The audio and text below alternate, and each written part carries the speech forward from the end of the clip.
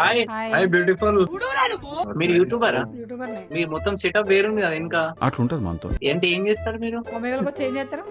Content ఏం చేస్తారు?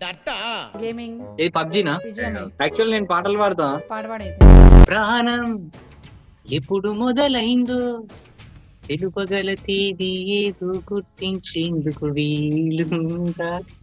ప్రణయం ఎవరి హృదయంలో ఎప్పుడు ఉదయిస్తుందో గమనించే సమయం ఉందా? ప్రేమంటే ఏమంటే చెప్పేసి ఏమాటుంటే ఆ మాటకి తెలిసేనా ప్రేమంటే?